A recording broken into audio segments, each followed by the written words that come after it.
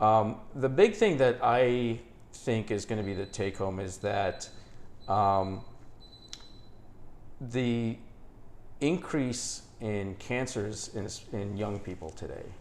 Is that because of food or And phones or what is that's it? what I think is the big key. It's like, I Hormones think it's and food? nutrition. Okay. I'm 100% like just what you said. I think it's what we eat.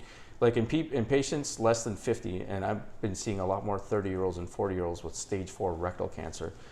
You got to wonder about this whole gut microbiome and the probiotics.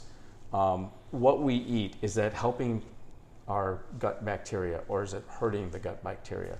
I've become a big believer in, and we've raised our daughter kind of similarly, is to mostly organic, non-processed as much as possible. Does it make a difference? Some people say I think non-organic is like not really different. I'm not sure. I mean, it depends. You know, if you're feeding animals antibiotics and hormones, I think that's definitely going to potentially increase your risk of cancer as opposed to having something that's grass-fed.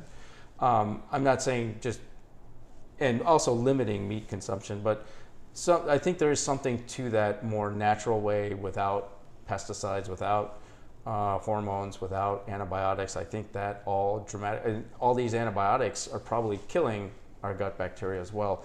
So the processed foods, also the genetically modified wheat, I think all of these things have kind of wreaked havoc overall on the digestive systems.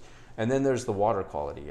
I mean, I've been drinking filtered water. I've never liked the taste of tap water. I've always filtered it. I have one of these Zero Pures, and that's basically the water that I've been drinking. And but we know that there's cancer clusters all over, which could be related to the water, could be related to toxins. Oh, geographical clusters? Geographic clusters, Interesting. yeah. So I think diet is going to be key into reversing a lot of what's going on now, especially young women with breast cancer, these young patients with advanced rectal cancers. I think this is all tied in with nutrition, the gut microbiome, and one of the things that I've been doing for the last few years is I look up. I've been researching what are the best probiotics to take. No one really knows the answer, but I think the best answer is those that are just kind of natural. That were around 100 years. Yeah, kimchi, kefir, kombucha, all of these things that were just there, not the capsules that you buy off the shelf, not the Dannon yogurt with all the sugar. I think all of this together has just created an environment where, while we've made a dent in reducing mortality from cancer, I think that's after the cancer's there. That's after the cancer's Right. there. I think we're going to see that reverse because of obesity-related driven cancers, including liver cancer, and then also what I'm going to call as digestive-related cancers like colon and rectum. We know that that's having a dramatic impact, and that also goes back to training. Doctors don't know anything about nutrition. They don't know natural, they don't know organic, they don't know gluten-free, this and that.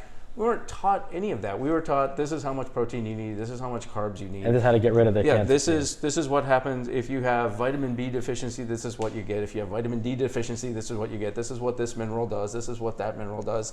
But never in understanding, because I don't think doctors then knew, the medical schools never knew. True nutrition is eating whole, natural, unprocessed, likely organic type of diet. All these fad diets are there. They don't last. They don't last. We were never taught any of that, and yet patients are coming into the ER with all kinds of problems associated with it. I was like, what the hell are you doing? So there's definitely a lack of education, because I think there's a lack of knowledge.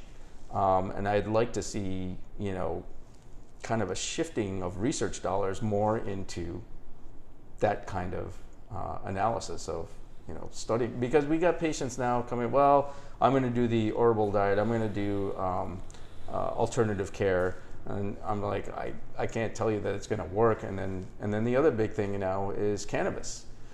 Can I take cannabis? Can I smoke it? Can I eat it during the treatment? Can I do this? And and if patients are really having nutritional issues and stuff like that, I kind of say, look, I can't recommend it. I don't know the data, but if you've heard word of mouth, it does seem that this can help to alleviate some of those symptoms. Is it alleviation of pain or symptoms, or does it reverse cancer? They're looking into the anti-cancer effects, but right now there's nothing solid to say that it reverses that. It dramatically helps with the symptoms associated with chemotherapy, as well as pain, the nausea, loss of appetite, that sort of thing. Cool. Yeah.